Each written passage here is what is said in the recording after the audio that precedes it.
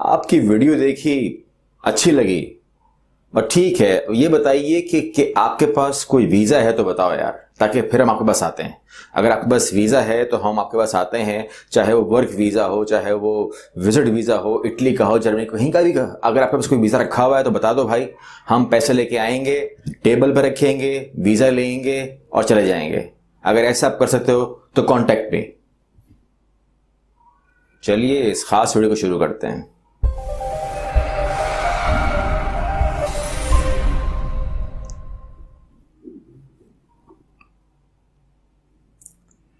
बिस्मिल्लाहिर्रहमानिर्रहीम। अस्सलाम वालेकुम।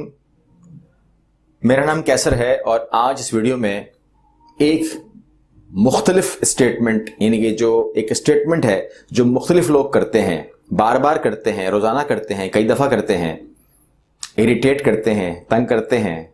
हम तंग होते नहीं हैं, आपस की बात है, लेकिन ये चीज़ इसका हिस्सा है, हम इसे कबूल करते हैं। लोगों को अक्सरियत को वीज़े का ही नहीं पता। जो स्टेटमेंट हमें मिल रही है उसका जो तासुर मैं ले रहा हूं वो ये है कि लोगों को असल में, हकीकत में इस सिस्टम का ही नहीं पता। तो आज ज़रूरी है कि हम वीज़े को समझें। हमारे पास कौन से वीज़े रखे हुए हैं, हमारी दरवाज़ों में, हमारी टेबल के नीचे, मेरे बैग में, वो वीज़े कौन से हैं, ये आपके सामने डिस्क्लोज करना आज ज़रूरी है। और फिर आप हमारे पास आएँ पैसे लेके और वीज़ा लेके जाएं। ये तमाम चीज़ें बहुत ज़रूरी हैं। सबसे पहला पॉइंट, और मैं ये भी क्लियर कर दूं कि जो लोग आपको वीज़ा ऑफर करते हैं, एक साहब थे, उन्होंने हमें मुझे पहले वो हमसे इंक्वायरीज लेते थे, आजकल वो मुझे वीज़ा ऑफर कर रहे हैं। 13 लाख में पोलैंड कंफर्म वीज़ा दे रहे हैं और 16 लाख में जापान का कंफर्म वीज़ा दे रहे हैं। तो उनकी बात भी आखिरी में करेंगे, बड़ी दिलचस्प बात है उनकी भी।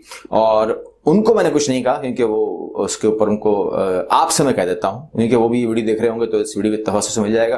1 बाय 1 बहुत मुश्किल होता है कि आप किसी को बात करें, ब्रीफ करें, तो अभी बहुत सारे लोगों को बात मिल जाएगी, लेकिन ऑफ कोर्स डिस्क्लोज नहीं करेंगे नाम किसी का भी, ना नंबर, मुनासिब नहीं है। अगर आपके पास कोई वीज़ा रखा हुआ है विजिट का या टूरिस्ट का, इटली का, जर्मनी का, कहीं का भी, तो बताइए ताकि हम आपसे खरीदने आ जाएं वीज़ा। देखें, वीज़ा खरीदा नहीं जाता, पहली बात तो ये क्लियर कर लीजिए।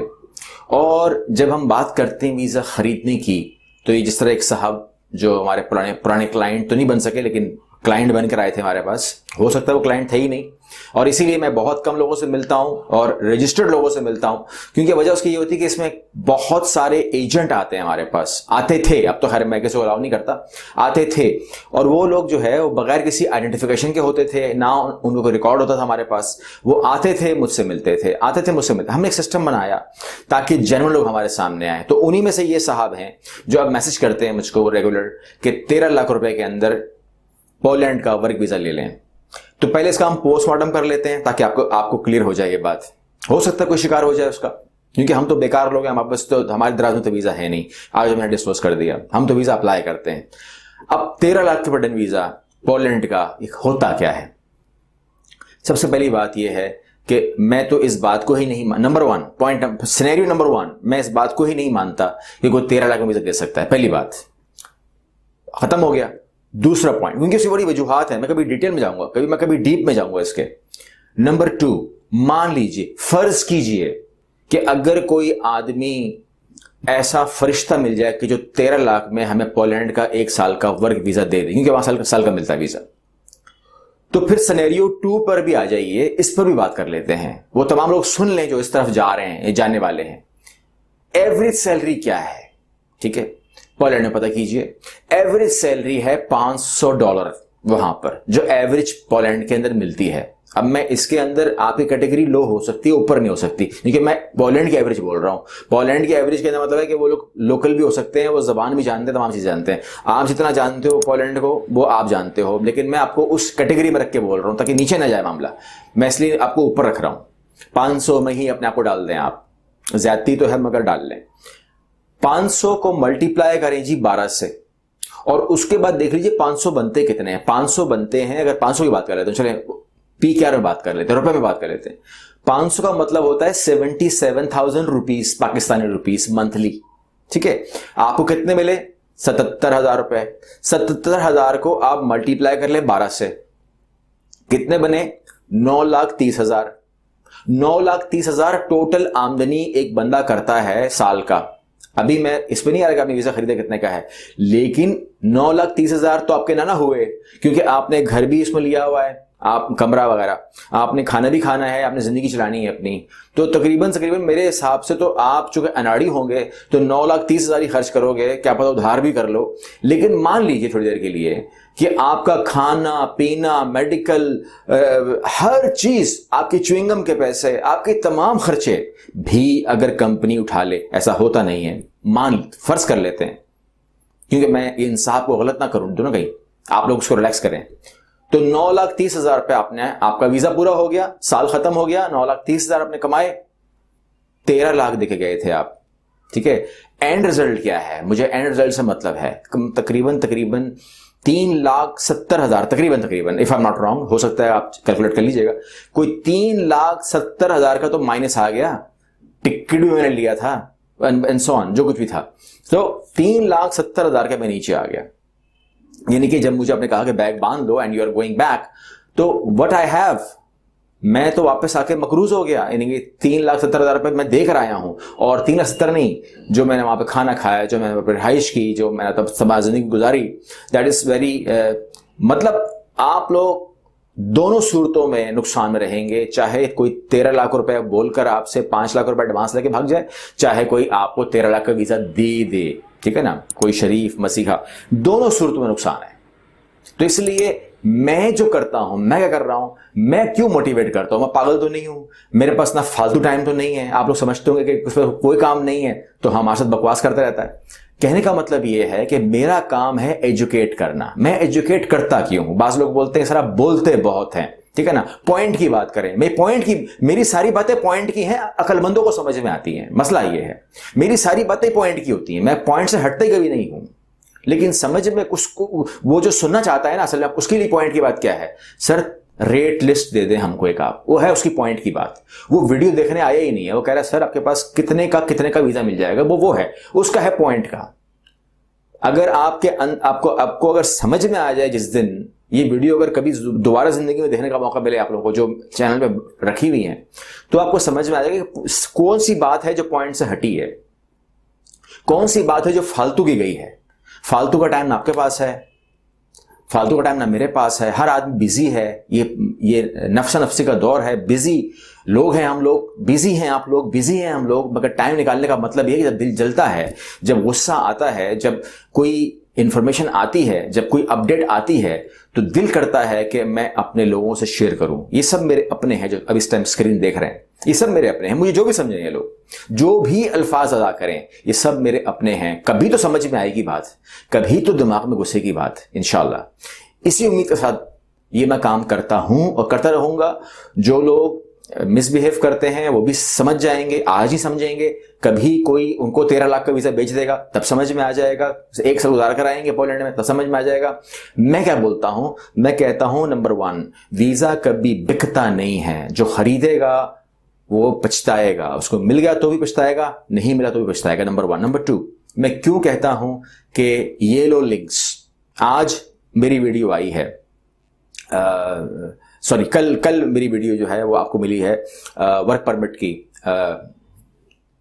तो उसके अंदर मैंने जो है हॉलैंड वर्क परमिट की, तो उसके अंदर मैंने आपको 18 लिंक्स दिए हैं। 1 2 3 की बात नहीं है, 3 4 तो मैंने बोलकर वीडियो बंद की थी, लेकिन जब मैंने डिस्क्रिप्शन लिखना शुरू किया तो मैंने सोचा कि जब आप बोलते हैं 3 4 लिंक दूंगा, जो मेरे मुंह से निकला था, मैंने 18 लिंक दिए। बिकॉज ये रिसर्च होती है, जब हम रिसर्च करते हैं तो कोशिश करते हैं कि जितनी अच्छी वीडियो है उससे कई गुना ज्यादा अच्छा डिस्क्रिप्शन बॉक्स मिले, आपको कंटेंट मिले, आपको चीजें तमाम मिले, ये ख्वाहिश होती है। और उसके अंदर मेरी ख्वाहिश ये होती है कि आपको जो है वो जो जॉब मिले वो कॉस्ट पे ना हो, वो मेहनत पे हो, ठीक है ना। मेहनत कैसे हो? अप्लाई करें, हर तरीके से अप्लाई करें, और वहां पर जो लोग हैं, जो आपकी कम्युनिटी बनी, उससे हेल्प लें, बातचीत करें, और आप वहां से ऑफर लेटर आ जाते हैं, लोगों को मिलते हैं। मैं यहां पर काम को खोल कर बैठूंगा नहीं आपके सामने, फाइलें खोले नहीं बैठा, ना मुझे आपको प्रूफ देने की जरूरत है, ना इसका कोई हक है किसी का कि मुझसे प्रूफ मांगे, ना ही मैं किसी को मुतमईन करने के लिए खड़ा होता हूं। मैंने इसलिए मैंने काम की बात कभी की नहीं है कि आओ बैठो मैं अपना काम लेके बैठूंगा, मैं तो मुतमईन करूंगा। नो, इसके लिए बिल्कुल उम्मीद मत रखें। मैं यहां पर आपको ये करने के लिए नहीं खड़ा हुआ कि मैं आपको बुलाने के लिए खड़ा हुआ हूं। मैं कह रहा हूं समझ जाओ, खाली अपनी आंखें खोल लीजिए। बस आप अपनी आंखें खोल लें, डील कहीं भी करो, बात किसी से भी करो, समझ आपको होनी चाहिए कि अगर मुझे इतने पैसों में कोई चीज मिल रही है। 16 लाख का वीजा मुझे ऑफर करते हैं जापान का। 2 लड़के राजी भी हो गए, दोनों मेरे पास आ गए। उसी साहब ने उनको घेरा था। उन्होंने कहा सर 16 लाख का वीजा मिल रहा है, कंफर्म वीजा मिल रहा है, और पेमेंट जो है वीजा जब मिल जाएगा तब करनी है। 16 लाख का वीजा मिल जाएगा तो कौन सा तीर मार रहे हो 1 साल के अंदर, कितना कमाओगे? 16 लाख डिवाइड करो जरा 12 के ऊपर, तकरीबन मेरा ख्याल है कोई 1.25 लाख रुपया क्रॉस करता है। क्या अर्निंग होगी तुम्हारी वहां पर? अगर मैं 2 लाख भी सैलरी मान लूं तो आप वापस माइनस में आओगे, ठीक है ना? कुछ देकर आओगे, लेकर नहीं, गारंटी मेरी है ये।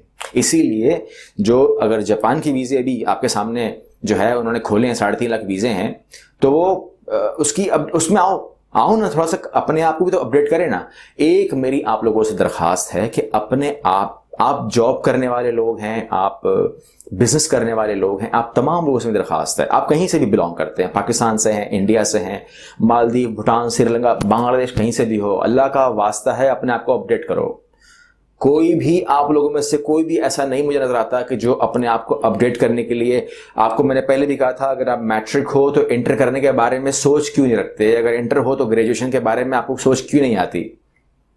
अगर आप मास्टर्स क्यों नहीं कर लेते? आप ऊपर क्यों नहीं आते? इंग्लिश क्यों नहीं इंप्रूव कर लेते? और जबानें क्यों नहीं सीख लेते? देखो, अगर आप काम पे जाते हो 9 बजे और छुट्टी होती है 5 बजे या 6 बजे, और उसके बाद क्या होता है, उससे पहले क्या होता है, वो जिंदगी होती है। जो 9 to 5 काम किया है या 9 to 6 काम किया है वो जिंदगी नहीं होती है। और जो खासतौर पर जो बिजनेस कर रहे हैं वो लोग तो 7 दिन काम करते हैं, 12 घंटे काम करते हैं, ठीक है ना? और इसी तरह करते करते करते एक दिन खबर आती है कि वो साहब थे ना, वो जो वहां बैठते थे, हाँ, वो नहीं रहे। यानी कि जब उनकी उम्र 20 साल थी तब भी वहीं बैठे हुए थे, 30 साल भी वहीं बैठे थे, 50 साल की भी वहीं बैठे थे, 60 साल की उम्र में गुजर गए। डॉक्टर ने कहा था थोड़ा सा वॉक शॉक कर लिया करो, घूम लिया करो। अगर वो अपने आप को अपडेट करते तो अकल आते तो जो काम वो कर भी रहे थे वो बढ़ जाता है काम। याद रखिएगा, आपका जो जहन है वो जिस भी मॉडल में रखा हुआ है, उस मॉडल के अंदर कोई परसेंटेज होती है, उसको यूज करने की कैपेसिटी होती है। आप जिस्म के ऊपर जोर डालते हो तो आपका जिस्म खूबसूरत हो जाता है, आपके जिस्म के अंदर निखार आता है। आप कहते हैं ना बॉडी बिल्डर बन गया है, मसल्स बन गए हैं। मसल्स जो है आराम करने से नहीं बनते, जोर डालने से बनता है। No pain no gain my dear. जिस्म पर आप वजन डालते हैं, जोर डालते हैं, तकलीफ देते हैं, पसीने आते हैं तो जिस्म खूबसूरत होता है, ठीक है ना? फिर आप कहते हैं जी मेरी बॉडी बन गई है। दिमाग के ऊपर जोर देने का क्या तरीका है? दिमाग की कोई तो डंबल्स नहीं उठाते ना। दिमाग का जोर देने का तरीका यह है कि अपनी एजुकेशन को, अपने डिप्लोमास को, अपने डिग्रीज को आगे बढ़ाइए, अपने स्किल्स लीजिए, वरना जुल्म करोगे अपने ऊपर, अपनी फैमिलीज के ऊपर, आगे नहीं बढ़ पाओगे। फिर शिकायत रहेगी, वीजे खरीदने के लिए घूमते रहोगे। और ये वीजा खरीदना, वीजा बेचने वाला तो जुल्म कर रहा है, सच्ची बात है। वीजा खरीदने वाला जहालत कर रहा है। तो इन जहालत से हमको बाहर निकलना है। हम इतने बड़े जाहिल नहीं होने चाहिए हमको। अपना जहन लगाइए, ठीक है?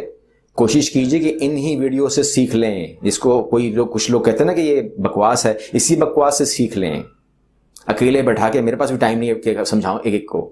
समझ जाओ इन अल्फाजों को और उसके बाद आगे फैलाओ ऐसे पैगाम को। क्या पता आपके एक पैगाम से कोई आदमी रुक जाए। मुझे मैसेजेस आते हैं, लोगों के घर बच गए बिकने से, लोगों के बीवियों के जेवर बच गए बिकने से, जहेज के पैसे बच गए बिकने से। यही देख के तो हुआ है। आज दुआएं देते हैं हमको कि उन्होंने नहीं किया, किसी और ने किया और हो गया वहां पर मसला खराब, फंस गए। जब आप किसी को अपना सब कुछ दे देते हैं तो फिर आपकी जो फैसला है उसने करना होता है, और ये फैसले बड़े गंदे होते हैं। आप शहर में रहते हैं, आप गांव में रहते हैं, कहीं भी रहते हैं, ठीक है? इस किस्म की वीडियोस को भी तो फैलाइए कम से कम लोगों के दरमियान, ताकि लोगों को अवेयरनेस भी तो आए। उम्मीद करता हूं कि ये ऐसा पैगाम लोगों तक जाए और लोग जो है, मेरी दुश्मनी होगी ना, मेरी दुश्मनी को छोड़ दें, मैं निपट लूंगा इन लोगों से, मुझे मसला नहीं है। जो भी रिस्पॉन्स आएगा, जो भी आएगा, कोई टेंशन नहीं है, मुझे इन बातों की कोई फिक्र नहीं है।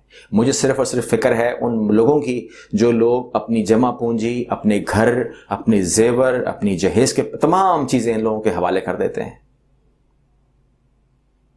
हो सकता है कि इस वसीले हमारी बख्शिश हो जाए, हम गुनाहगार लोग हैं। हो सकता है कि आप लोग ये पैगाम आगे पहुंचाएं तो बख्शिश हो जाए, हम गुनाहगार लोग हैं।